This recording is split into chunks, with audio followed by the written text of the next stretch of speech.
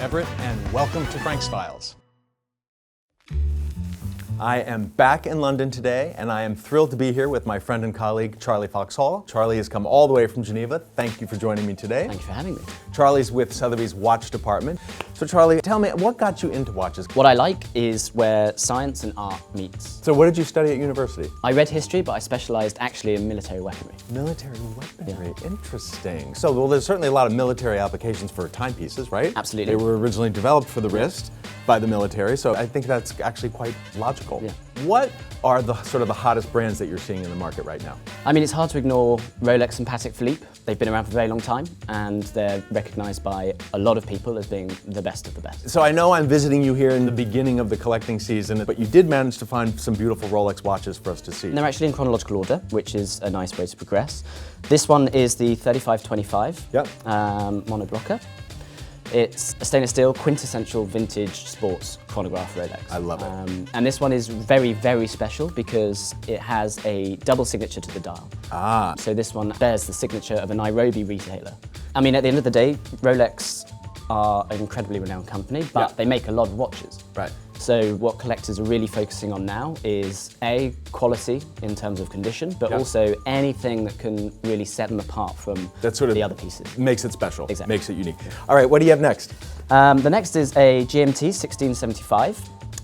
This one has a brown tropical dial. So the dial originally would have been black, but due to exposure to different elements, essentially light or heat or moisture in some cases, the dial goes from black to brown.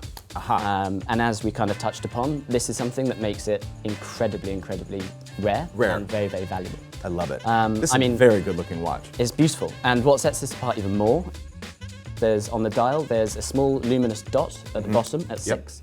And so we call this an exclamation mark dial. Aha. This watch is from 1960. 1960. Exactly. So 3 years before a new type of luminescence was released by Rolex to be used. And we think that that dot indicates the fact that it's still using the old luminescence. Got it. Now, tell me about this one. This one looks a little bit sportier. It is. It's very sporty. I mean, it really is the epitome of sports Rolexes. It's a stainless steel Submariner, a diver's watch. This one is set apart by what we call the 369 dial. The references 5512 and 5513, of which this is a 5513, were the last references to be fitted with this particular dial. Generally speaking, the indexes at 3, 6 and 9 would have been normal batons.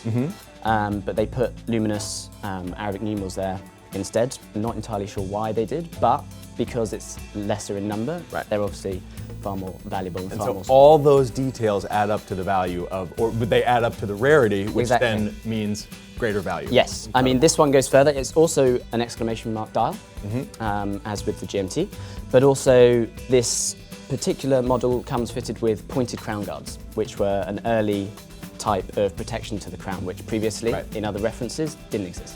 All right, now, this Rolex, I have to say I recognize because it's iconic. This is the Paul Newman. This chronograph is essentially the most iconic sports watch really ever produced. And it has to be said that when this watch was produced, it had nothing going for it. What's interesting is that this dial combination was released to try and boost its popularity, which ultimately it didn't do. However, it later transpired that Paul Newman had bought some in the early 70s. Okay.